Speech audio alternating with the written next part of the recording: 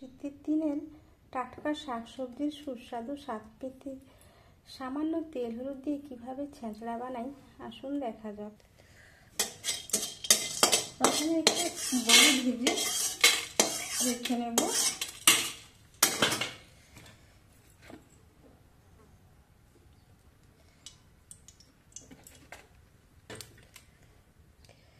এবার তেল গরম হয়ে গেলে দেবো 5 ফোড়ন, সামান্য গোটা জিরে,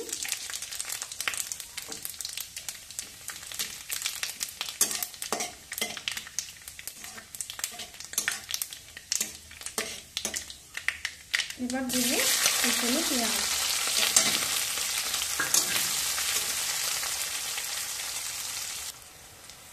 এবার পেঁয়াজটা একটু নরম হয়ে গেলে এর মধ্যে কাঁচা লঙ্কা দেবো। কাঁচা লঙ্কা দিয়ে প্রথমে আলুটা একটু দিয়ে ভেজে নেব। আলুটা 2 মিনিট ভেজে নিয়ে বাকি সবজিগুলো সব দিয়ে দেবো।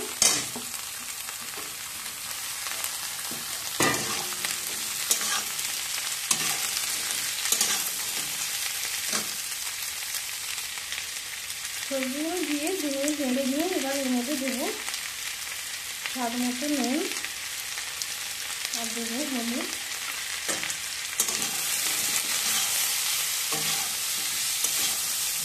নুন হলুদ দিয়ে ভালো করে মিশিয়ে নেব। এবার ঢাকা দিয়ে দেবো।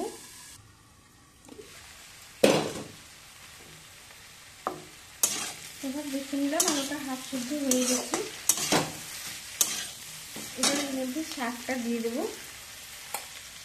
শাকটা দেখে মনে হচ্ছে অনেকটা, কিন্তু পুরো শাকটাই সবজিতে মিশে যাবে।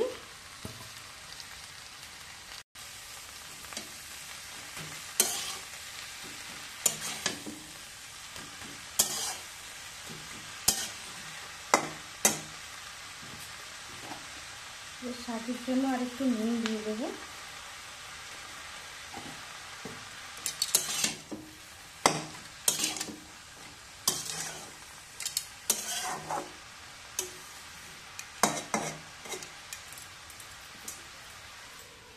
দিয়ে আবারও ঢাকা দিয়ে দেবো। মাঝখানে ঢাকা খুলে একবার নাড়িয়ে নেব।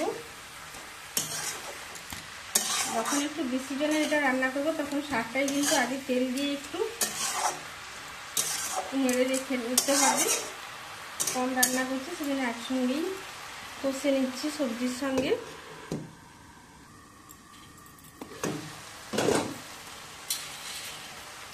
এবার শাকের যে জলটা ছেড়েছিল সেটাও শুকিয়ে এসছে, সবজিও সিদ্ধ হয়ে গেছে।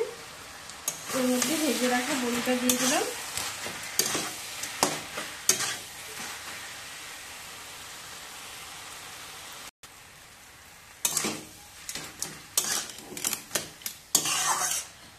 এই সবজিটাতে একটু বেগুন দিলেও ভালো হয়, আমি বেগুনটা দিইনি, তার বদলে কুমড়ো দিয়েছি। কুমড়োটাতেই মাখো মাখো হয়ে যাবে।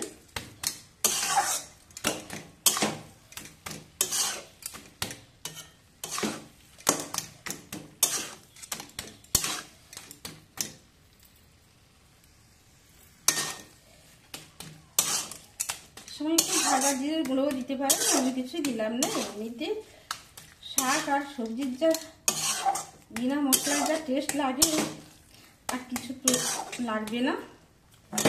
এবার এটা আমি বের করে নেব।